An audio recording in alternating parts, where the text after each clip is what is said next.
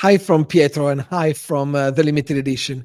We are live again today with one of the star watchmakers that animate the passion for this marvelous form of art that we are all raving about, independent watchmaking. We have told you stories coming from the four corners of the world. We have talked about Finnish watchmakers, we've talked about French watchmakers, we've talked about Swiss watchmakers, British watchmakers, Russian watchmakers across the years. We have underlined so many times how watchmaking is not anymore a form of art that only pertains to Switzerland, to where the natural ecosystem has been for a number of decades, but is re-flourishing in many other countries in situations that are very different and very specific, like the one we're going to describe today, because it's absolutely a very inspiring story coming from the United States. I couldn't do these broadcasts on my own. The Independence is a collaboration with our editor, Johnny McElleron from Ireland, specialized in independent and micro watchmakers since day one of the limited edition 2015. So Johnny is here with me today to welcome our guest, who will be Josh Shapiro. Johnny, yes, we haven't talked much about American watchmaking, and I'm so happy that today we are going to kind of unveil and unleash some potential that is over there now, very real and very strong in the work of some artists like Josh that we'll introduce today. Yeah, Pietro, how are you? It's good to see you again, my man. And so, yeah, just to pick up on what you said, like we haven't talked much about watchmaking in the United States, really, in our conversations. Pretty much because until fairly recently, there hasn't been an awful lot to talk about. There are artisans, there are a number of watchmakers who have really appeared over the last 10 years, who have been working, refining their craft for that over that period of time. We know my very good friend Dan Spitz has been working on one of his pieces as well. And so there is a real, it's good to see that there is an emergence of independent watchmaking, as you say, all around the world and including the United States. So yeah, it's brilliant to be welcoming Josh Shapiro, and who has created the first completely United American made watch, I think, since 1969. And so, well, hey, what about us inviting him along and saying hello? There Hey, he everyone. is. Thanks for having me. I really appreciate it. It's good to be here. Great to have you, Josh. We've been following your work for a number of years now. I know that the achievement that you accomplished now, it's the fruit of many years of work, and we will delve and dig into how you managed to get to the point where you are now. But to start giving people some context, you have a very interesting background, which is linked to being an educator in American history. And for those that are not familiar with you, also it's quite famous, your speech and your talk at the Horological Society in New York, where you talked about the birth, the death, and the rebirth of American watchmaking. So, are you on a mission to resuscitate, to revive years and centuries of history that have gone lost, like some of the British watchmakers are doing here in this part of the world? Or what is your main motive? And welcome, and thank you for being with us already. Thank you. Yeah, 100%. I want to help restore American watchmaking as much as I possibly can. I think anyone from any country feels a sense of loss when an industry leaves that country, or when something that the country can be very proud of, that industry dies. It's just like an animal going extinct. And I feel the same way about American watchmaking. We had such a fantastic history. We contributed so much to worldwide horology. And then it just disappeared. And it's tragic, but there's really been a movement to bring it back. And I'm doing my part to bring it back as much as possible in my own way. Was it, how can I say, the fact that the functionality of a mechanical watch came to disappear at one point, or was it more that the crafts related to watchmaking disappeared for whatever reason? It was actually much more nefarious than that. The Swiss were very, very aggressive from the 1930s until the Japanese came on the scene and decimated them. And the Swiss particularly, they formed the government and the Swiss watchmaking industry formed basically a cartel together and knocked out British watchmaking. And then were very aggressive towards American watchmaking. Same with French watchmaking, German watchmaking. They were on a mission to really dominate the marketplace. It's never really framed like that, but if you look at like a great example is A History of Time, which is written by a Swiss professor, he brings it out pretty clearly. And if you look back and really think about it, you can just see how forward and aggressive the Swiss were. And especially during World War II, the Swiss were neutral, which meant they were dealing with countries on both sides of the war, and they really took advantage of that situation too. And the United States watchmaking wasn't making any watches during that period, and the Swiss flooded the U.S. market during World War II, and the U.S. never recovered from that. So that's the main aspect that led to the demise of U.S. watchmaking. There were other factors, but I mean, any industry that has to go dormant for 4 years and then another country that swoops in and steals 100% of the marketplace is going to be in a bad place. Mm. And it's then it becomes the mission, a mountain to climb. I know we know the story of obviously what George Daniels did in his country, where I am in the UK sitting now, as Johnny is in Ireland now. But obviously, George Daniels kind of showed that it is possible actually to still these days to make a watch on your own from A to Z from scratch, and kind of gave hope to a generation of independent watchmakers that have been now so influential that independent watchmaking has become a thing once again. But Johnny, talk us through. There is an issue. I mean, there is goodwill, and bless all the independent artists that try to recreate a form of art that disappeared. But there's a problem of ecosystem, which is very practical. I mean, the real ecosystem still is very much in Switzerland. So you can well enough say, no, I'm going to do it here. But it's not that just will is enough.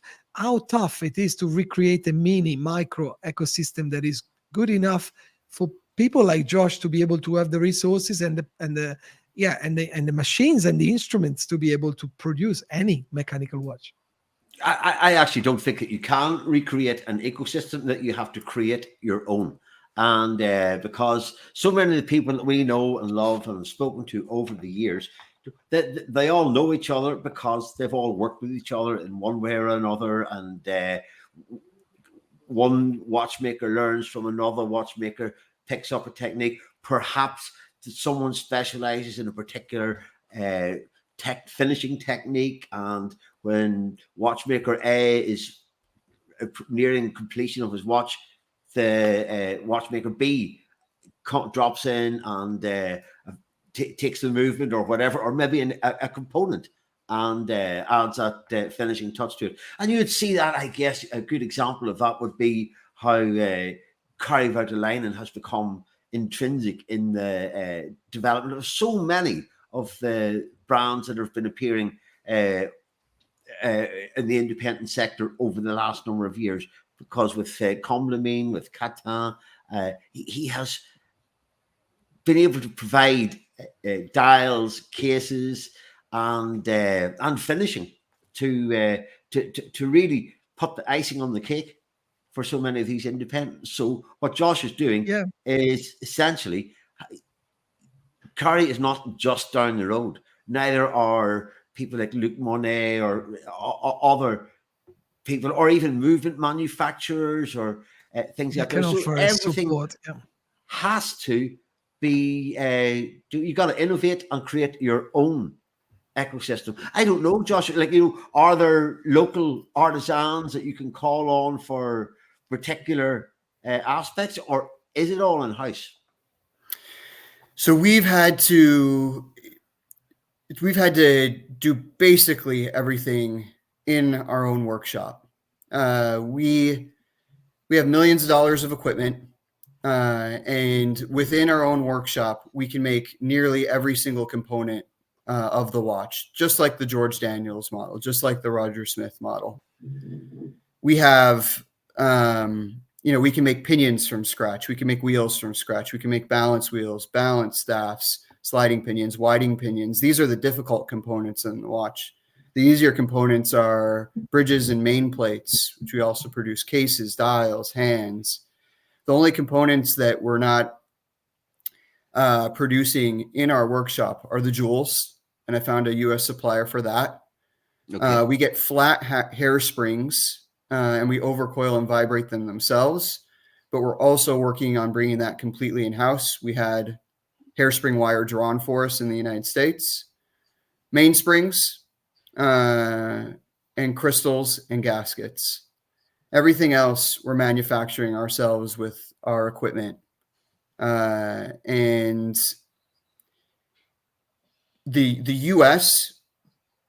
Is extremely strict with their U.S. made label. Other countries are much more lax in that. And there's just I think I know one. I think I know one in particular. One very, very important country is extremely lax, and there's no oversight on their made-in label. But the United States is not like that. There have been U.S. watch companies that have tried to put U.S. made on their products, and the Federal Trade Commission has told them they need to remove that. It's all or virtually all, which means that it's not even a percentage thing. It's whether so much of the watch is made in the United States that a customer wouldn't feel deceived in any shape, way, or form that it's not U.S. made. And it can't be by percentage, and it can't be by cost, because a pinion costs, $1 to make in Switzerland, but a watch won't work without it. And the Federal Trade Commission understands that. So it's a huge uphill battle, and the infrastructure for watchmaking is completely gone in the United States. The United States has a huge infrastructure for aerospace and medical, but not at the scale of watchmaking. You do mention an issue of brands attempting to put their US made on the dial, and I can remember about 7 or 8 years ago, a Detroit company. Yeah, and Shinola. Yeah, I'm not even sure if they're still going, but that was one of the perils of the internet, because if you're going to say something, you better make sure you're right, because especially among watch collectors and watch enthusiasts, they will go into the last detail, and if you're telling things that aren't particularly true, then you're going to get caught out. So that was a real good example of what you're saying with. And this, I wanted to add to that. It may be a banality, Josh, but of course, the effort, the time, and the investment to appreciate. For those that are not listening on a podcast, but you're watching the YouTube version of this broadcast, you will have seen the images of the machine and the tooling at Shapiro's today. But the effort, the time, the investment to kind of fill a gap. So the need of a small ecosystem that you didn't have to leverage on, and you have built for yourself. But then takes you to a point where you can actually proudly say, oh, we are actually a fully integrated in-house manufacturing, and then leverage on this incredible value for watch collectors that is actually being an in-house manufacturer. So was this something you were always planning on, or did it come more from a need, and now you discover you have a great treasure with you? What's your in-house philosophy about? Yeah, I mean, the truth is, I picked up George Daniels watchmaking like so many others, and it's a large book. And when I picked it up, I was a broke teacher and thought, how can I ever amass the equipment needed to do what George Daniels did? And I looked at the book and turned to the page on guilloche and fell in love with it. And I said, I'd already done watchmaking for a bit, and I realized there's no way I can amass all the equipment needed to make a complete movement from scratch. Why don't I start with engine turning and really dive deep into that and do the best I possibly can with that and start producing dials and use that to fund everything else.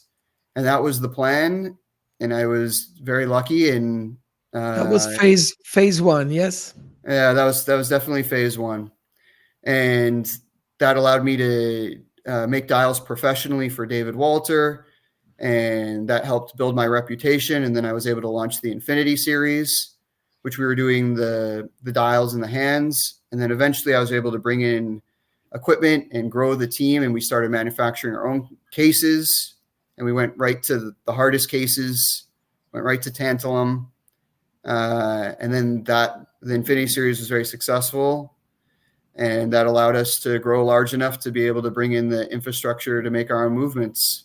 It was really tough. Yeah, it was a lot of years of blood and sweat. it's easy to say in a few sentences, but man, the reality and the financials and the stress and the mental, am I mad doing this, or but also the conviction and the belief that this is what I'm doing. There's nobody else here doing this, and so and you create your own niche, and people become aware of you, and suddenly you've got a following, and people go, when's the first watch coming out? So tell us about your unveiling your first creations then. The Resurgence or the Infinity series? The previous as I've got series. Resurgence images lined up, we could go straight to that. Or if you prefer to start with Infinity, because Infinity obviously was where the brand really started. Yeah. Sure. And I just want to say, like, one point, like, I say I'm lucky, and I'm lucky because I was able to meet so many fantastic people in the industry. Where you're right on, Johnny, is talking about how it is an international community.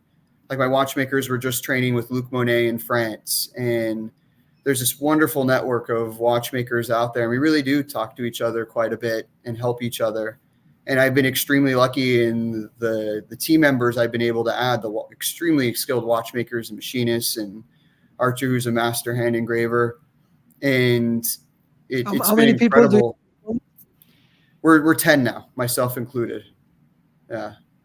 Because there's no way I could have done this by myself.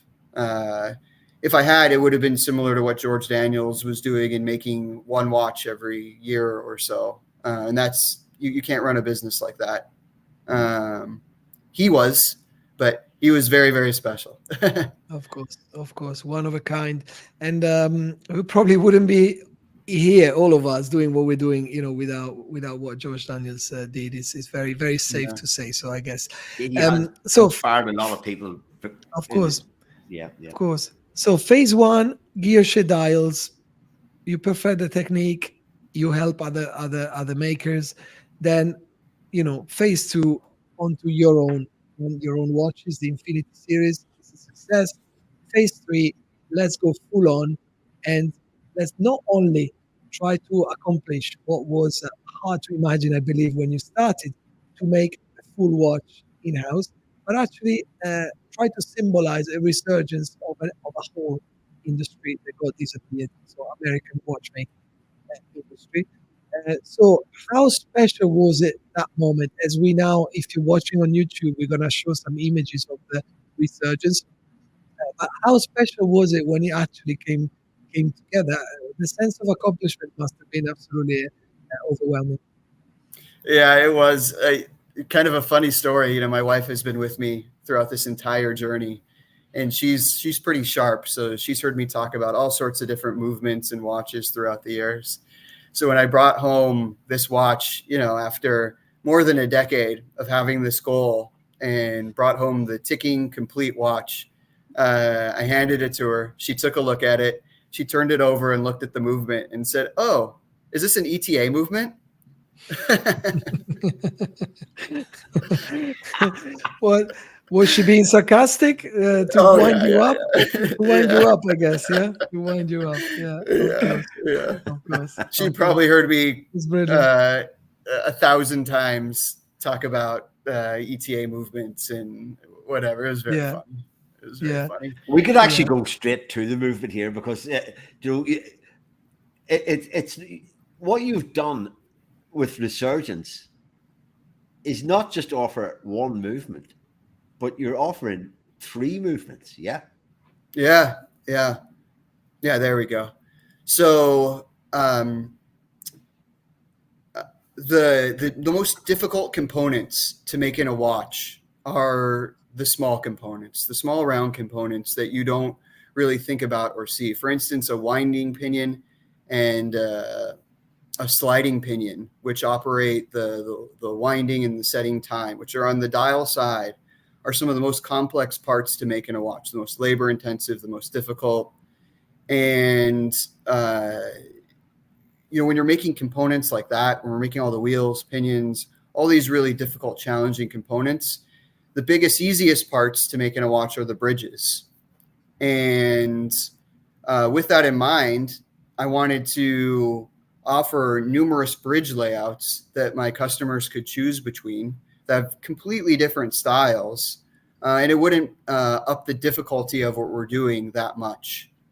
Yeah, And because if I can just help crystallize this idea, Josh, phase 3, you come up with a Resurgence, fully in-house development, but you immediately step to phase 4, probably also because you didn't manage to impress your wife. So, and phase 4 was about offering a level of customization that makes the client feel that actually they're getting that in-house homemade, crafted timepiece is something that is actually customizable as well. So you're always already, after the achievement, you have already started to think ahead and forward in that sense. yeah, truthfully, it was, you spend so much time working on something, and I've had so many ideas for movements that it was like, why limit ourselves? Let's have fun with it. Let's do something that the customers will enjoy and we'll enjoy, and we can play with vastly different designs. So the designs here on the left and the middle has a lot of movement and curvature to it. Well, the movement on the left is very traditional. And then there's the cubist movement that's very square and has 14 interior angles, including an interior angle within an interior angle. Yeah, the one you're highlighting now. So that one's super technically difficult to do. People that love interior angles go nuts over this design. And so each movement layout has a completely different character. And the way our demaskening, which is our special finishing that was a very US finishing, works completely different on these different movements. And yeah, we're just thrilled we can offer this. The And masking is a bit of like a Code de California, no? It's like a Code de Genève signature for the States, no? yeah, so demaskening specifically is a mix between guilloche and Cote de Genève. And it was very popular in American pocket watches. And we kind of took it and made it our own and did it in our own special way. And it was like being an explorer to a new country. Like, we had no idea what we were going to get doing it the way we did, because we were using a traditional guilloche machine, but a spinning abrasive tool, just like Cote de Genève. And it was, let's see what happens. And the results were fantastic. We really feel we're making a product here where, whether it's the guilloche or the movement, it's at the very highest end of watchmaking in the world, including innovative finishing techniques. Yeah, because you explained to us behind the scenes that you have a relative interest to the fact of, yeah, it makes you proud, to be doing what you're doing in America. But the benchmark you have in your mind is the worldwide top watchmaking in engineering and in finishing at the same time. Exactly. I think that's what I really emphasized with the Infinity series. I wanted to do guilloche that it didn't matter what country I'm from, that anyone from around the world could take a look at it and say, this is great work. I invented a weave called the Infinity weave, and it was a much higher level basket weave, one of the most complex engine turning patterns out there. And that kind of gave me an understanding of how receptive the market is to people being ambitious. I really wanted to be ambitious with my guilloche, and then when we did cases, we did tantalum. I was trying to be ambitious as possible there, and same thing with our movement. It's not enough just to do something, but to really get interest, it has to be something new, it has to be something challenging. And same too for our team. We want that challenge. We want to bring something new into the world. We've talked about the movement. Can we also linger a little bit on the details that enrich the case, as well as the dials, where you are also offering customization there? I think the work on the case is mind-blowing. I absolutely love this image. Johnny, thank you very much. Yeah, so pocket watches would feature engine turning around the mid case, the case band of a pocket watch. And that's able to happen because a pocket watch has no lugs. And in order to do engine turning around the perimeter of a circular object, there can't be any obstructions. So I really wanted to do it. It's never been done on a wristwatch before, like real true guilloche. And the only way we could accomplish that is the mid case is a complete circle. I do the engine turning. And then terrifyingly, after that, we mill the recesses for the lugs, and then the lugs are pulled in with screws.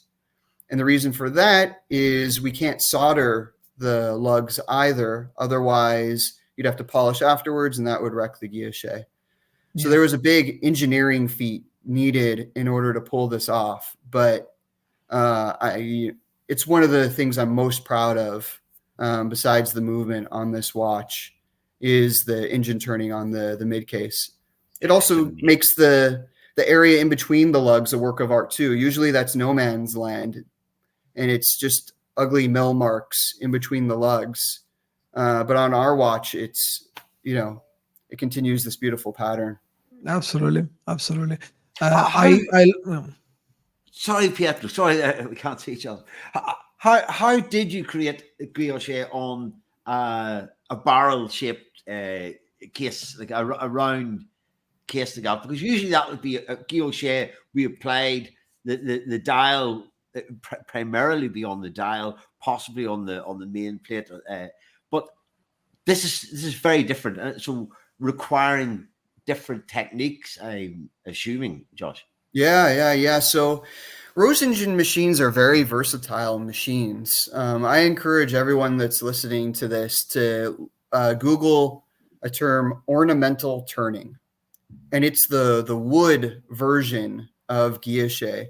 And ornamental turners create extremely three-dimensional wood boxes and wooden objects. Ornamental turning and guilloche kind of come together in the Fabergé eggs. The Fabergé eggs are famous for having guilloche on them. Of course. So Rose engine machines are incredible machines and they can do 2D engraving, but can also accomplish 3D engraving and even engraving on wood. And so I just kind of applied those techniques from these other aspects of guilloche onto here. And like I said, it was also done on pocket watches too. So I was familiar with the techniques. Mm-hmm. And we can see from this image as well, splendid image again, Johnny, the three-dimensional, the three-dimensional structure of the dial itself, which is where you specialized at the beginning and where you have now a solid experience to come up with dials that are really, really interesting. Yeah. So once again with the dial, I wanted to do something very technically challenging. And so I created this sort of Colosseum dial where we have these different layers of guilloche that all align perfectly, even though they're 4 different pieces. And that's not one piece of silver. It's 4 different, there we go. It's 4 different pieces that are engine turned at 4 different times and are aligned perfectly. And that takes the orchestration of our 100-year-old engine turning machines and our hyper modern CNC machines to cut them out in order that we can align them perfectly. So that was a big feat. It's amazing. Yeah. It's amazing. And the obviously the applied indices as well, they give extra depth together with the chapter ring as well, which is applied, and I suppose obviously individually finished. Oh yeah, yeah. Like we don't stamp our applied numerals. These are done, we mill them and then they're finished by hand. And same with the hands. Like our hands have crazy 3-dimensionality to them. Yeah. And then the applied gold rings, Jane Shapiro. And one other fun aspect of this watch, the moire in the subdial is very misleading in its simplicity. And that's also a play on words because I was very inspired by Dufour's simplicity and the moire pattern that he had in the center of his dial. And moires are very, very tricky to shrink. So to actually shrink the moire pattern that's in the subseconds was a lot of work. And the moire is made on a rose engine machine versus the infinity weave, which is made on a straight line machine. So I felt like I had already really done extremely challenging work on a straight line machine, but I never pushed myself on a rose engine machine. So creating a shrunken moire, which you never see in the subdial, was a huge challenge. And so it looks misleadingly simple, but there's actually a tremendous amount of work that goes into making that moire. How For those many that attempts do you have? How many attempts did it take to refine it? In other words, we hear of dials, particularly whenever watchmakers are working with enamel or with guilloche, that there's a percentage of pieces that don't make the cut. Does that happen for you? I never make mistakes. I only make mistakes on days that end in Y.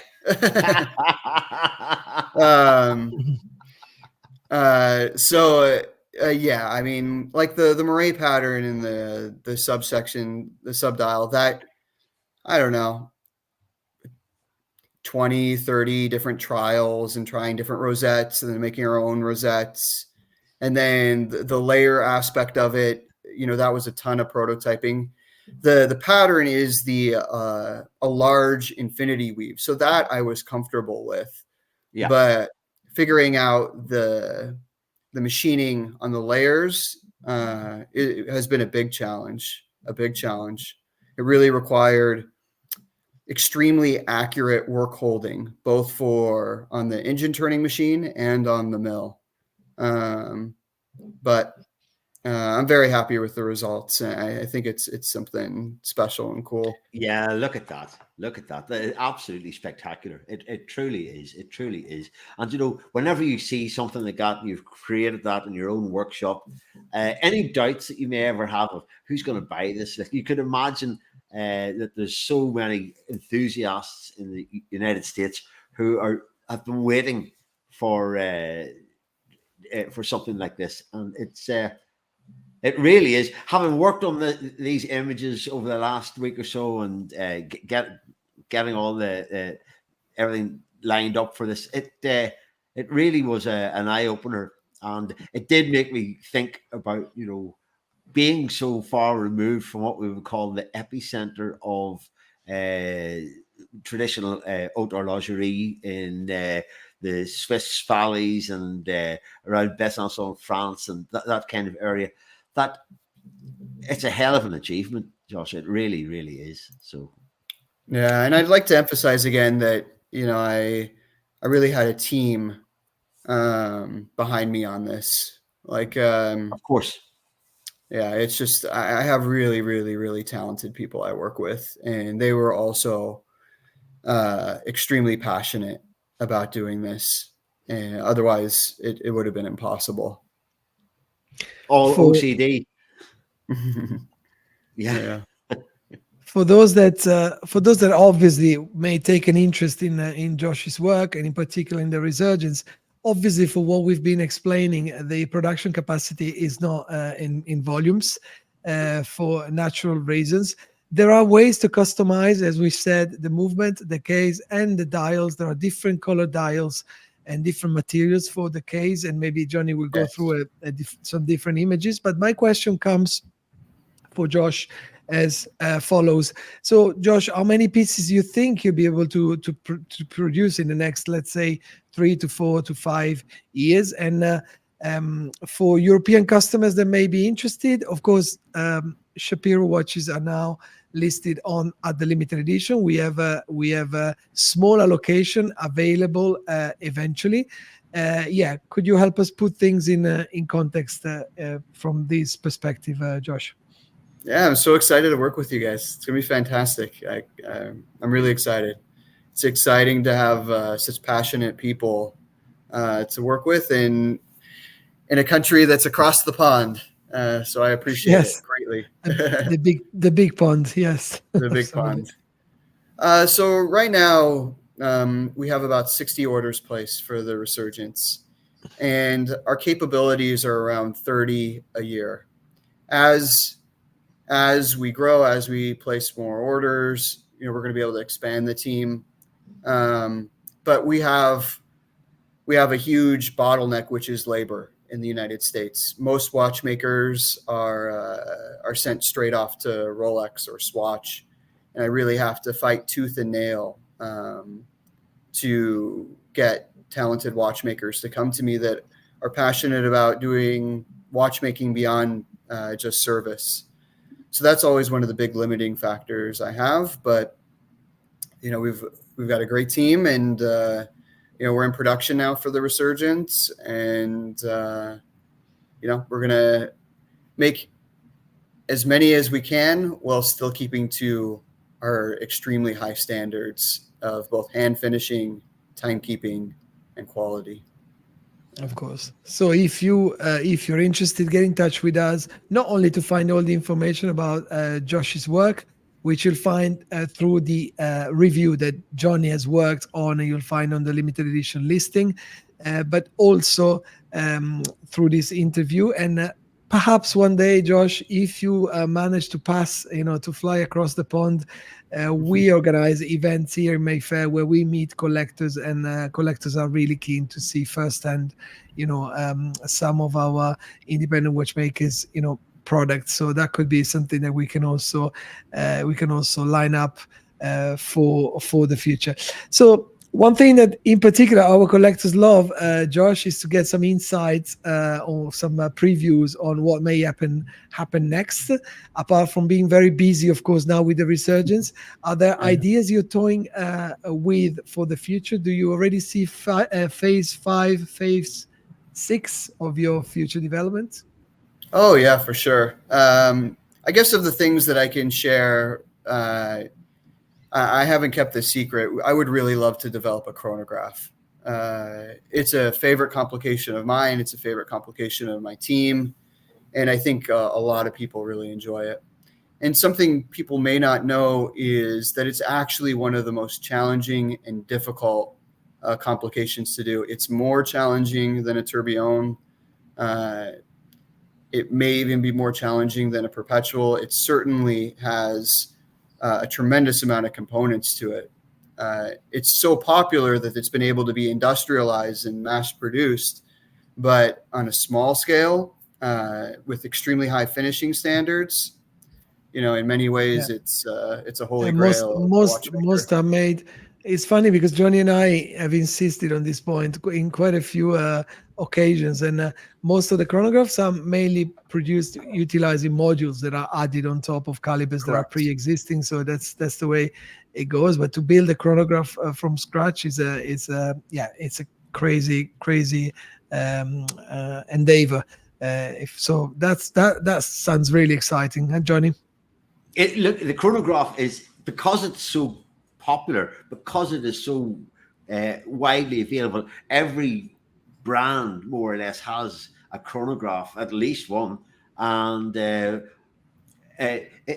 people don't appreciate, I think, the complexity of the chronograph, Yeah, and for sure.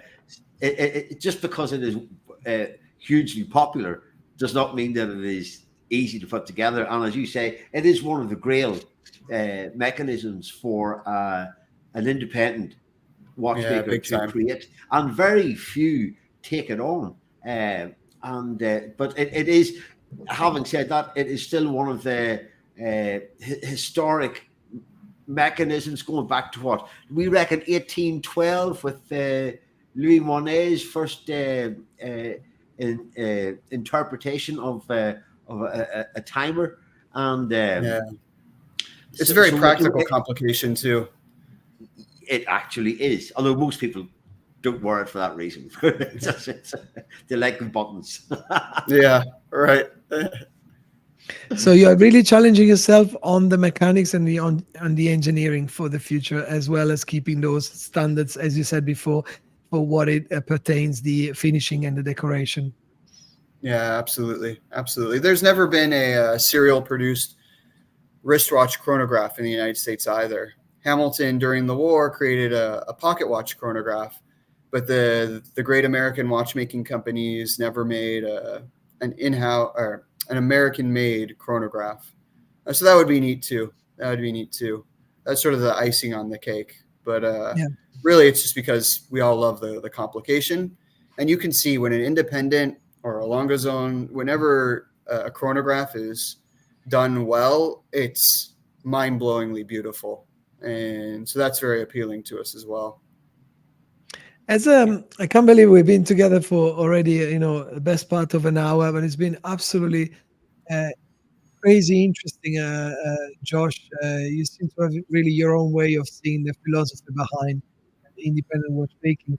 Um, there is um, there is a question that is quite interesting for me to have your perspective on. We're living in an era where independent watchmaking has never been understood as much as it has been now by Yeah, so many people around the world.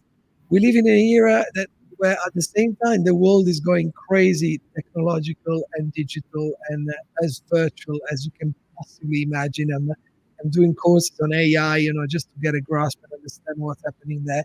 And the more the world seems to go that way, the more people like us, and before we used to say older people, but now it's also the younger generations. They actually find an attachment to stuff that are actually so very much tangible, like yeah. only a watch can be in so many ways. What's your take? Why are people loving watches so much in this day and age? I think a watch is a combination of so many different things that are important to people. Human beings are meaning striving creatures. Like, we want to find meaning in things. And a watch is an object that has historical meaning, it has artistic meaning, it tracks time, which is the most important resource we have. And all these things coming together create something really physically meaningful for the makers and the collectors. We're creating something that's practical, beautiful, and has a tremendous amount of history of it, and represents in many ways the best of humanity. So there's a lot of special things that are all packaged into one object. And the best part about it is you can wear it on your wrist and you can share it with others.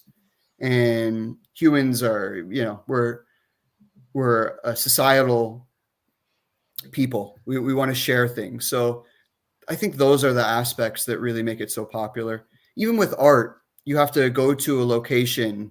Like you can't take a painting and bring it with you and go to a restaurant and schmooze over it. And that's a special thing about watches.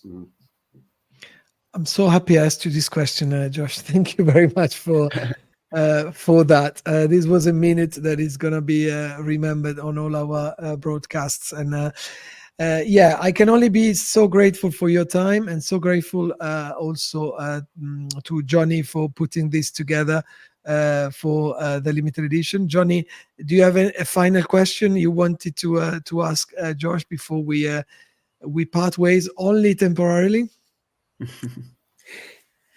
Well, other than to say that it's been a revelation to see this aptly named Resurgence appearing, that it is in every detail. It's absolutely uncompromising, and so like do I have a question? I guess not. All I can say is that it's a job well done so far, and that it's, as you say, setting out, building out the American watchmaking industry again. It's going to be a long road ahead for an industry that was once enormous and is now in the hands of people like yourself, and Dan, to bring something new back into it, and to whet the appetite, and to satisfy a demand for US collectors, who, as we know, US people are pretty damn patriotic. And if they can find something that is genuinely US, yeah, US and amazing. beyond. I obviously, Yeah, well, you know what I guess, mean. yeah, It's, yeah, yeah, yeah. Only So 60% of Resurgence orders are US based. We actually have a pretty good international following as well. Yeah, well, we will try, pretty and sure.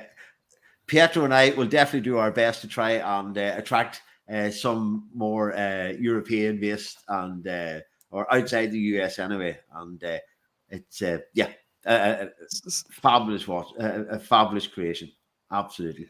So if you have enjoyed this this broadcast on YouTube or on our podcast, which is about to be launched, get in touch with us. The Josh Shapiro's work is listed on the limited edition website. You'll find some information there. All the rest, you can get in touch with Johnny or myself or Oliver as well. And yeah, and we're happy to share more and to give you more details. For now, Josh, I was going to say good luck, but you don't need much luck, because you have accomplished already a big part of what seemed to be impossible. So congratulations, I should say. And thank you for the time you have devoted to us today. And I look forward to seeing you in London one day, or to do this again soon. Absolutely. Thank you so much, Pietro and Johnny. I really, really appreciate it. Amazing questions, and I have really, really enjoyed this. It was great fun to step inside your world and to see what's going on, and to get a little bit of philosophy behind what you're doing. And yeah, as Pietro says, we wish you the very, very best of continued success. And we will do this again the next time that we've got something new to introduce Absolutely. to our audience, for sure. Yeah. Thank you. So thank you, everyone. See you very soon. we'll see you soon.